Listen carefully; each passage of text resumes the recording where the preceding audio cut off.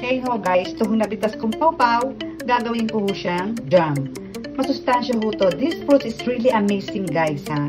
Konti lang ho ang may tanim nito dito sa Japan. Ayan, sa lugar ho namin, kami lang. Napakasarap po nito. Marami din ho mga benefits to sa health natin. So, lulutin ko siya, gagawin ko siyang jam. Ang lasa ho nitong pawpaw na to, pag kinawan nyo ho ng fresh tong pawpaw na to, siya parang pinaghalong papaya, mango, saging. Yun ho, grabe ho ang tamis.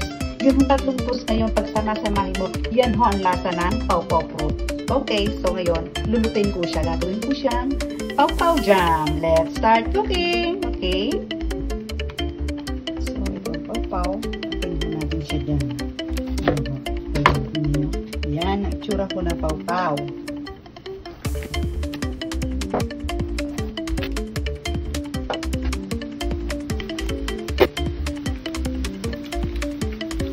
Mamaya ko, kayo din muna natin dito. Mamaya ko natatanggal yung kanyang butong.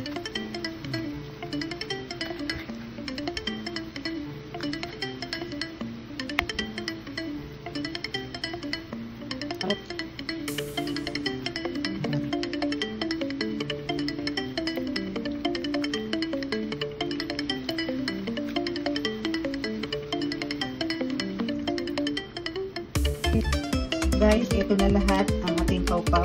Tatanggalin mo natin yung kanyang seed. May buto kasi yan guys. Hindi na po.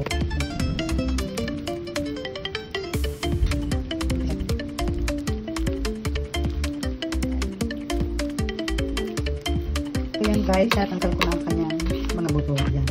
Ayan na mo siya. So, ito yung mga tinanggal kong buto ng pawpaw. Okay. Lemon juice at sugar. Yes. Gagawin natin dyan. Lagay mo lang natin dyan sa pan. Ang pawpaw. Sugar. And lemon. Ayan. So, i-mix lang po natin siya dyan. I-mix natin siya dyan ng medium heat.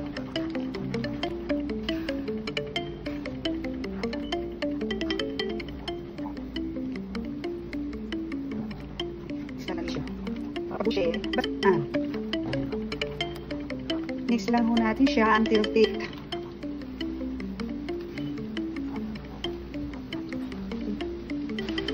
Alam niyo guys, kapag magawa niyo na ito dyan, pwede niyo na siyang ipang flavor sa ice cream o yung kung ano pa, ganyan. Pwede rin po siyang i-shake yung kanyang fresh. Gawin niyo siyang shake. Marami hong ingredients magagawa dito sa pawpaw. Ay, napaka-easy. Ayan. Done. Okay na guys yan, oh. Okay. Done na yan guys. Masarap. Masarap na siya. Okay.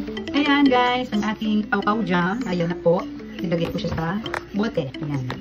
Para lagay natin sa ref. Then, masarap po yan sa kinakay. Ayan.